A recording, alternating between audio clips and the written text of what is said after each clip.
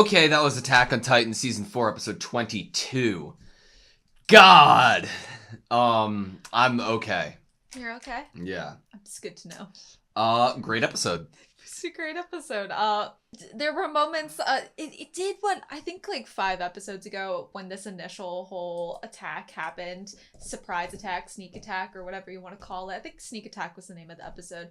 I remember saying that I felt like I couldn't cry or couldn't get upset because then something else would happen, like right after they started me feeling these emotions. It was like a roller coaster of emotions. Like they would start getting me to a point where I started to tear up, and then they derail and go a different path emotionally. Yes, exactly. And I felt very similar in this episode. Yeah.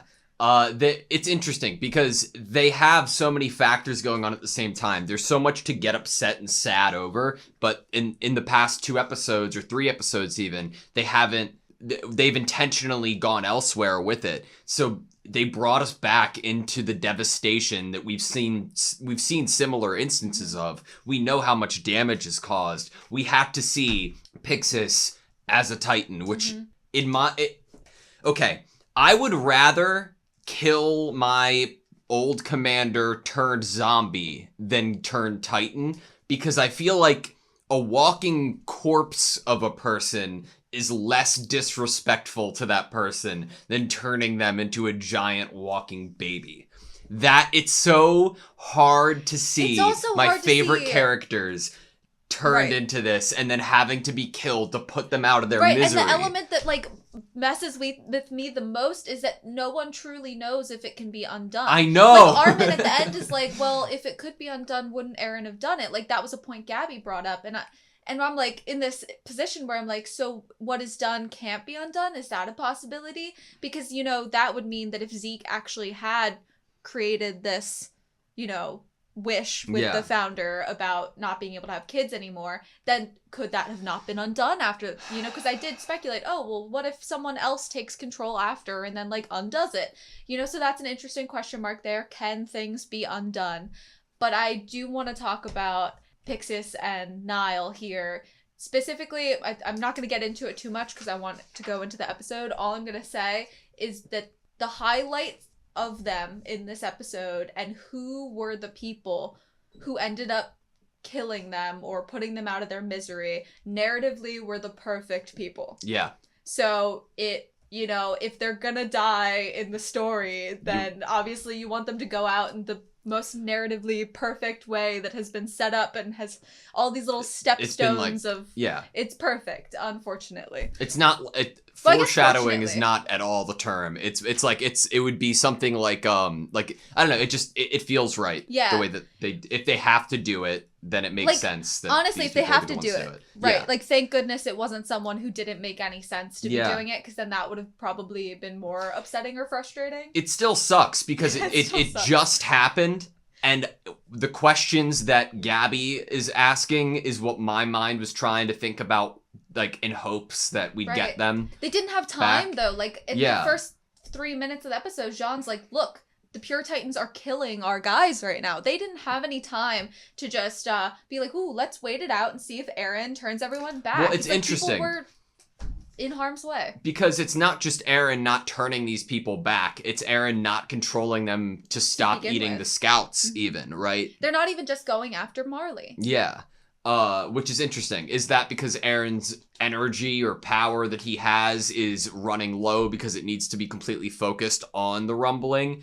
I was wondering if, since it connected to the actual spinal fluid of Zeke, and we know that the parasite or whatever looked like a spine and it looked like a nervous system, then it's like maybe it's out of the range of the founder's powers and more in the range of the thing that gave the founder's powers. So it's like you can't cross this line, you know? Or it's like you can't cross over into someone else's territory. Like technically these are Zeke's army because they drank literally his spinal fluid.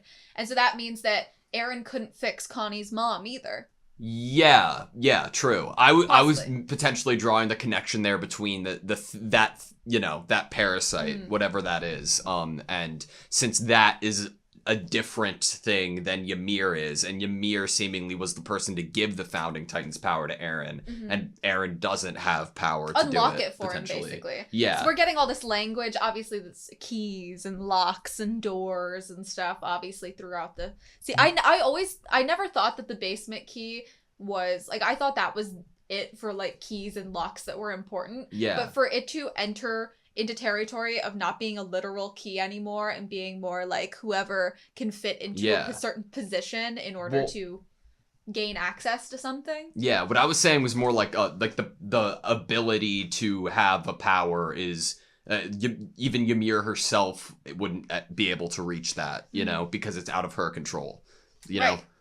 She doesn't even, well, we don't even know if she knows what happened to her and why she got this and what it is, actually. And the world may never know. Thank goodness Pixis wasn't an abnormal that could talk, because for a split second there, I thought he was going to say something. Give like, me a drink or something. Or like to put him out of his misery. Yeah.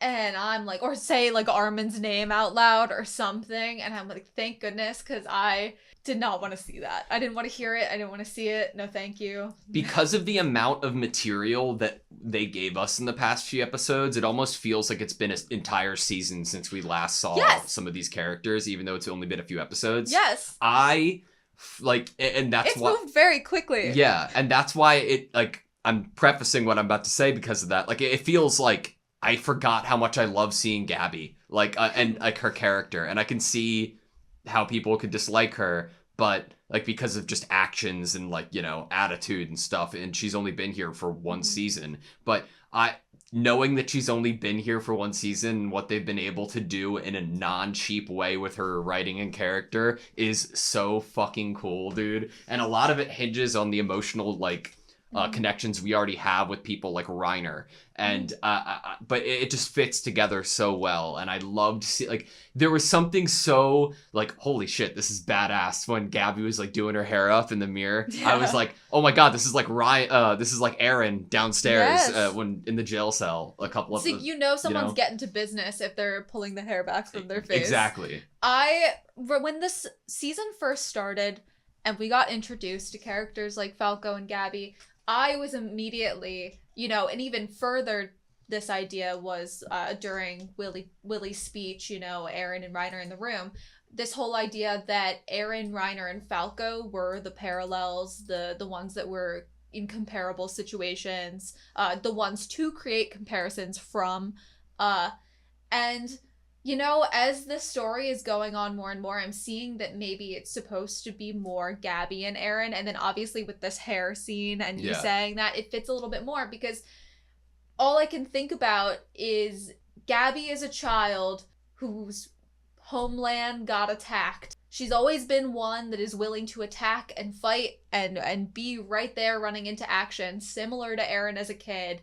And she's also one to say, you know, like, I wasn't there, but you attacked me, so I'm getting revenge for that. And that is similar to Eren. Like, he's getting revenge. He wasn't there when what happened to Ymir happened, but he's like, I'm gonna get revenge for all of this. You know what's great about... for me, to protect the people I love, and Gabby operates the same way. And what's great about her isn't, like, it doesn't come across, to me at least, that it's like, oh, another one kid exists who is similar in a sense to Eren. It's intentionally not a copy and paste, and that there are only certain similarities that they show in intention, that it gives off the impression that there are thousands of kids similar to Eren in the world, and each character is like a unique combination. They give parallels between Sasha and Gabby. They give parallels. You know, like, everyone is somewhat kind of like feeding off of each other, or we're being able as viewers to see connections between different characters. Maybe, like, the best, because I'm not doing a good job putting into words what I mean right now, but maybe the best way to say it is what we heard earlier in the episode. There's a little bit of devil in all of us in that sense. There's I like that. There are similarities within characters that you might not even think, you know? And, like, that's just a great thing about the show. Whether it's, like, personality or where you came from, or, you know, I think it was Nicolo who said that. But, On the scene right now, we're going through the episode. We're a few minutes in once Gabby gets Reiner in this house. And right after she puts her hair up, they add like a little bit of texture to the face and area of Gabby in the reflection, and it just gives off the impression of smudges on a mirror. She's looking in a mirror. It's so like small and probably didn't take any like more than 2 seconds to do, but it's really awesome. I don't know. I appreciate it. I'm half expecting Hanji to be like on the side of her, being like, "What's up, Gabby?" Like, because she's like looking in a mirror. Yeah. What fight? Why are you fighting? Who are you fighting? Yeah. But then we see Reiner like tucked into bed. He has multiple drinks next to him. Sweet. He has bread and apples, and I'm like, Gabby just like set out a banquet for him. Honestly, very sweet to like completely tuck him in and then make sure that when he wakes up, he has like food and drink. Yeah. Like that. They are family, but I think that Gabby probably would have done that for a few of the maybe not everyone. Yeah. But maybe a few of the characters that she cares about. Yeah. I feel like I look so stupid every time I see the rumbling happening in the background. Like I just like my jaw ends up being on the floor and I'm so flabbergasted. I'm just like, what am I supposed to say? Like I can't believe this is fucking happening. There were certain moments that I was so focused on what was happening in the foreground that I was kind of, you know, not focusing or remembering necessarily what was happening in the background. And then honestly, just the gravity of it, I don't think when you're in these more intimate moments of like in the foreground of like character interactions, pure what's happening fighting the pure titans, and then to scale back and like end the episode and be like, oh right, look what's in the background. Yeah. So devastation. Question for you. If potentially people tried to stop Eren from doing this, the scouts, right? Yeah. If that's the route that they went down, do you think Eren would weaponize these against the scouts to like stop them from trying to stop him? Or do you think he would even have that control? I don't know what control he has right now at all. I don't know. Did his will and Ymir's will seemingly were the same and very, very strong, and he believes like she was calling out for him. And so if he's wholly in the driver's seat here is something I'm possibly debating. Yeah. So I don't actually know about scout interactions. I do wonder, you know, when is, you know, there's two characters that we talked about in the intro that I thought we would see something of in this episode of like how they're going to enter back into the story, and we didn't. And Levi really is the main person I think of in terms of like who's going to be in the front lines trying to stop Eren here. I think of Levi. The only way, obviously he's probably not like strong enough to fight right now. Yeah, the only way that I think Levi could do anything is if he somehow ate somebody, obtained the power of a Titan himself to heal, because he's fucked up. Right. You know, he's barely alive. Question for you. What? If Connie were to come across Hanji and Levi holding Falco, fuck. Would Connie willingly make the decision to hand over Falco? I don't know if they have an injection on them. Oh, they do. I'm pretty sure Hanji picked it up before she ran away, right? I think she did. I think she did. I believe she did. If it was she like did, open on the ground, I think. Yeah, and I think she grabbed it before. It could be Mandela Mandela effect right now, honestly, but I think be imagining things. But I could see it so clear in my head. But if that's the case, I don't know, because I still think Connie's gonna die. I don't know how that would happen, but I think Connie's gonna die. It's just like a question of purely in his character, would he willingly do that? Dude, if it's Levi, I'm not sure. As Armin said, Connie's been going to visit his mom time and time again, and let's just talk about Connie. We're talking about him. Let's talk about Connie. We're talking about this character, his motivations, personality, everything. Okay, so can I break down my feelings once the scene progressed of Connie saying what he said and then taking Falco? Immediately, my first reaction was, this is so stupid. Like, and then I'm like, okay, fucking try to put yourself in the world. The entire world, this is like the movie 2012, but worse. Like, the entire world is getting demolished. All, like, several people that you have grown up with and you've looked to as for leadership have been turned into Titans. You've had countless friends die along the way. you have to go and see your mom after learning that it is your mom, lay on her back for 4 years in a non-coherent, like no intelligible way. You know that there's a possibility that you could... Basically, Connie's mom right now is in some sort of coma. If you turn somebody into a Titan and they can't walk or be a danger to people, really, they are permanently solidified in a place that they can be brought back to life. Like they're on life support, It's a torturous position to be in. So I understand and respect why Connie did what he did. I mean, but Eren and Mikasa did the same thing. But I get so frustrated because I think the frustration comes from the second that it happened, my initial thought and feeling was he's gonna die. And at some, not this episode maybe, but because of this decision, he's going to die. Yeah. Because he chose to separate himself from his best friends and the people that have his back. He is not with anyone that has his back anymore. And honestly, the main person he was normally shown with, other than Jean, was Sasha. And Sasha is not there to have his back anymore. And now he separated himself from Jean, Mikasa, and Armin.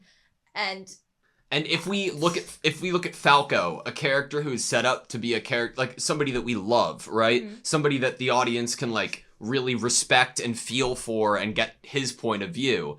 When he's alone with a character, obviously, we know and love Connie because we've spent 4 seasons with him. But when he's alone with Falco... is Falco gonna wake up? It's just Falco with him, and all Falco knows that this dude who looks he kind of looks cool, like, since the age up. Since the age up, they did good. They did good to Connie. So this, like, pretty cool looking dude is throwing me into a Titan's mouth. And I don't really have a lot of choice, but I'm trying to save myself. And I have the power of a Titan myself that I can turn into. Like, You know what this is gonna be? What? Another tree branch conversation. I don't even think so. Falco on a tree branch, and then Connie will be, like, tied up, and Connie will be standing a little bit higher up on another one. I'm just messing. Yeah, I know. I mean, that's a possibility that Falco would wake up before actually getting to the destination. Or in midair. In midair. You know, what I don't conversation? know. I mean, they have, obviously, his mouth so that he can't, turn into a Titan currently. He could cut himself on a rock. There's so many ways, you know? Like, I don't know. I think he's also kind of like, is it hogtied when it's like your feet and your arms? Yeah. I just am bummed about it because I don't want him to die, even though if that's the correct decision to make. Since they already killed Sasha. Maybe he won't die. Maybe he won't. Okay, anyway. I think we're on the same page, though, that the choices that he made in this episode could definitely lead him down the road of death. Yeah. Before we miss it, the first thing I have on this episode written down is Mr. Leonhardt. That with the title of the episode, like on the title card, with that, I was like, fuck yeah, we and he's coming. Start the episode with him, and we end the episode with his daughter. Yeah. I think that part of the reason why I'm so happy and love Annie so much is because of, like, I have seen several movies and TV shows that just fucking don't care. They just let the loose ends hang. And I just want there to be a reason. It needs to be tied up. There needs to be something that happens. I hope that this is a story that ties up loose ends. Yeah. Other than the things that I think might need to be lofty unknowns. Yes. That are kind of overarching the entire story. I'm fine with that. But, like, what happens to characters that have been introduced and had pivotal parts to play. Exactly. I need to know what happens. Exactly. To them. It's like a responsibility. It's a responsibility. But so we're getting to a part before Connie even leaves, and it's the conversation remembering Eren on the train. Can we just reread all of what John says? Of what he thinks what he knows and thinks Eren to be doing here. Basically, Eren, he's sacrificing humanity outside the walls to protect us. I believe that to be what I think is true. Because there's only one group that benefits from mass genocide. Us. Because you're important to me more than anyone else. And then it's like, they all collectively remember it and are in a state of like, holy shit, that's what he meant. Mm-hmm. You know? Fancy Eren with his fancy Eren haircut. Right. You imagine kind of knowing that someone that you love it's so tough, I feel like, probably on their hearts, because at one end of this, one way they could think about it, someone that they love is willing to go to hell for them. Like, literally, if killing a bunch of people probably takes you to an actual hell, in your afterlife, he's willing to do that. That's... Yeah, like, and I loved that scene because it wasn't telling us anything. It was a legitimate reaction I felt like these fictional characters would have when this fucking monumental, like, cataclysm that could never be predicted in the way that it actually is progressing. They're, and it's done by somebody that they're very close to. It's like they're trying to process these, like, events and emotions out loud and try to think what's right. With such awareness. Yeah, and such it's like, awareness to that they are in a more privileged position here compared to everyone else. And it's interesting because when John was saying the lines of, like, he's doing all of this for us, it wasn't him saying out loud, like, oh, what Aaron's doing is for us, like, that's a good thing or a bad thing. No, he was just, like, addressing what's happening, and then Armin's like, it's a fucking genocide. Like, it's like, it's so real. There's an amazing awareness there that the decisions that Aaron is making as a character are, in Aaron's mind, to the best way to properly protect the people that he loves, and he is choosing a selfish goal, which is to protect the people, his people. And he doesn't, and that's why they were like, well, why would Aaron not stop these pure Titans? Well, even if he could, does he care as long as the core people he cares about survive? I'm not sure. I think I think it's more that these core people survive that is the main true striving force for him. Okay, I have a question. This is a question based off of love, trust, and our entire relationship, okay?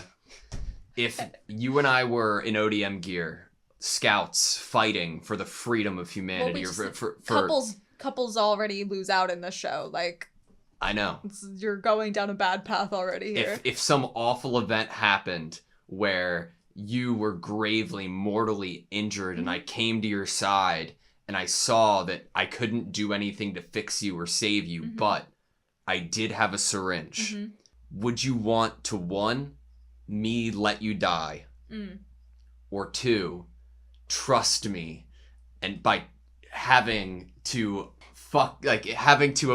unfortunately turn you into a Titan, so that one day I would fight the rest of my life to get to feed somebody with the power of the Titans to you, to give you 13 more years of life with me sometimes, even though that I don't know how aging really would work. If you were a Titan for like 20 years and then... It's like a weird vampire love story. I don't know. Like, that's a good question. It's all... Okay, anyway. Yeah. What would you do? So I think that if it was that way, I would say, hell no, don't save me. But if it was you, I would be, like, selfish and want to save you. So okay. I think that's the difference, is that if you were the person in the position of being the one saved, you'd probably be maybe a little more selfless. Yeah. And then if you were the person directly looking upon the person that you love and feeling the, like, imminent death that's about to happen, then you'd want to be more selfish, I think, is probably how I would personally feel about it. How trippy would it be to, like, the last thing you see is like mid-20s Ben, and then it's like you blink, and then the next memory you have is like opening up eyes, and it's like a 75-year-old Ben, and it's like, I finally saved you, but you haven't, like, aged a day. Like, that would be pretty torturous in and of itself. Right. Yeah, no, I don't think I'd want you to save me. It'd be a good mission, though, and I'd fight my heart out. I wouldn't want you to save me unless you thought that saving me could that I could actually be a good warrior in terms of, like, fighting to protect the people that we mutually care to protect. Yeah, but I wouldn't give a shit about that. I don't think I'd be a very strong warrior, to be frank. See, I am not physically very strong and capable. This is a perfect example. I think I can run fast. This is a perfect example of how people differ and how real life consequences and situations can affect a character's decisions and make them appear smart or dumb. When you look at Connie and seeing how erratic he is in the moment he is now, if if it was in the moment with me and you, I wouldn't be thinking about what kind of candidate you'd make. I wouldn't be thinking about if I was going to me. yeah, and that shows like on one hand I can think about what would like be the best for everybody or for my like country, but like, no, yeah, when like Flock was like arguing for Erwin, like obviously Flock didn't know Armin, so why would Flock be like, yeah, cool, give it to your friend? No, Yeah. it's like Erwin's the one he knew. Erwin's the one he had a conversation Yeah. with and had any amount of relationship, care, respect, whatever it was, nothing towards Armin. So obviously, you know, there's going to be a difference there. And on Levi's end, obviously Levi had more of a feelings towards Erwin than Armin, but you know, in the end, Armin, as Armin would probably believe is unfortunate, won out in that debate. When we get into like the buildings, right, with just the general like scouts or like the MP, you know, everybody just like within who's fighting right now, and they're all hiding in the buildings, it totally gives me like just full season 1 vibes. And it's so good because it's like, and I think we've gotten it like 3 times maybe. I think this was the 3rd time that we got this feeling of, it was like we got that initial, you know, kind of the gang's first fight basically, Thomas dying, and then, you know, and then Marco, you know, and Rest in peace, Thomas. that couple, and wasn't it like edited slightly where he like actually didn't have legs, but we saw him possibly with legs? That's what or Noah something? said. I don't know if that's true, but that's yeah. Anyway, so we've gotten that with the recruits kind of, you know, burying their heads in realization of what they've gotten themselves into. And then we get that again a second time when all those new recruits join because of how well the scouts are doing. Look, we have Aaron, and look at these powers he has, and you know, and then they basically charge to their death, you know. And now we have another moment of all of these new recruits to something. These are new recruits to the scouts, but they also are new recruits to this restorationist goal with under Flock and then under Aaron. And you know, to see that 3 times, I'm like, 3 times the charm. So it was nice to see it done 3 times, 2 different groups of people, and it's obviously nice. I'm glad they were saved. I mean, it's nice in terms of like story writing. Yeah, no, Not nice, no, like I a know, nice I'm joking. thing to happen. Yeah, it totally is, and it's genuinely probably one. I understand Reiner, like I'm tired of seeing these fucking walls. Like it must be the most traumatic thing ever because like it's such a big constant, right? And like just strikes fear into every part of you. Do you think we're gonna see Armin colossal it up anytime soon? Obviously, he would have to do it in a very he'd be one specific of many. area. Yeah. He wouldn't be, I think, much of a... I don't know. Honestly, if I were Armin, I don't know what he's thinking or planning to do. I don't know if he could do anything on his own. At this point in time, if a plan isn't created, I would probably just turn into the Colossal, say, Mikasa, get on my back, and I would just follow to see what happens. Because I don't actually know what they could, in fact, do to stop Eren. But I do want to say, since we were just there, the repetition of the new recruits in realizing the positions they were in, obviously who saved them was perfection story writing wise as well. Yeah. It's one of those things, Shadies. It's one of those things that there are so many other things in the story that I'm preoccupied like thinking about or watching, and it's like it's a very easy like turn, right? It's not like a huge like season long development. It's like very small that this betrayal happened and this is him coming to save the day. But it was so fucking rewarding, and like he looks like such a badass dude. And it's like you don't know what you guys are fucking missing out. You're all cowering in here, and you guys beat up this old dude, and this old dude just came and saved your punk asses, you know? And it's really good, especially when we have 2 of the other more senior kind of members of the military, turned into Titans and killed in this episode, to have an older kind of generational, in command person still alive and still being a badass in the same episode as these deaths, I think was really perfect. Great segue to Niall showing up trying to kill Kaya. That was fucking hard. That was really and they fucking made him hard. kind of small too to make it like even more traumatic And for reminiscent. Kaya. Yeah. Like it was so difficult to feel in this moment because there's so many different directions you could go. Like obviously, like you feel awful about Niall, and then in a character like you don't want Kaya to die yet because of that, like, you know, interaction potentially with Gabby, and then you said it, like Gabby was gonna come in, and she did, and fucking like jumped off a box. Everything falls into place with this show. Yeah. Everything falls into perfect place. That moments before something happens, a lot of the time I feel like that would be the perfect thing, and then it happens. I'm like, yes, Yeah. you know, because it fell into the place it was meant to be. Meaning there was already a space for it that had been created that I think a viewer could get to. Yeah. Like fucking dude, Gabby, like this is pulling one out of like, I don't know, like back when I was in I played a lot of Modern Warfare 2. I did like a lot of like, you know, like professional trick shot, whatever. It was like a fucking like tactical flip, reload, cancel, temper shot, silent shot that fucking Gabby did, dude. It was so like, I had memories of like, this is not gonna be something you can really go off of or riff off of, but memories of like Quarry and Modern Warfare 2 or like Call of Duty 4 and like some crazy fucking shots. She even jumped off of a box. It was nuts. So what she craziest does, shit like, I've ever seen. What happens when you get pushback after like shooting such a big gun, especially as such a small person, like when she was about to do this, all I could think about was when she first shot it and shot off Aaron's head. Yeah. And she was blown back by this. And I'm like, she's in the air. I thought she was going to get like really injured when she got pushed back by the shot. She double jumped like in Mario, got a bigger hop because of it, because video games, barrel stuffed Niall in the fucking mouth with a bayonet, and then fired. And it sucks that it has to be Niall, because I can't just gush about it because it's fucking Niall. Doesn't he have like I can't two gush daughters? about it like the blood coming out of it. What? I think he has like 2 daughters. He has kids. I think he has daughters. And Falco's gonna have to deliver that message because he doesn't have a mouth anymore. Niall, because his head got blown off. Mm-hmm.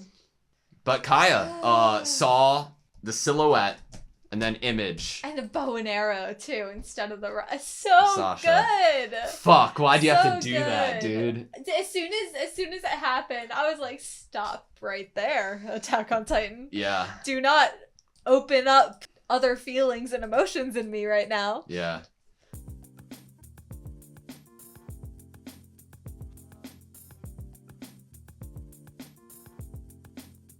And then they derail, and then they derail.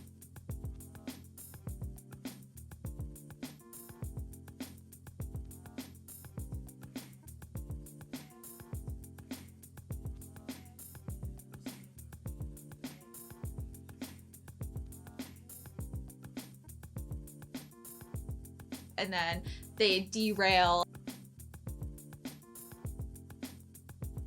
And then they derail.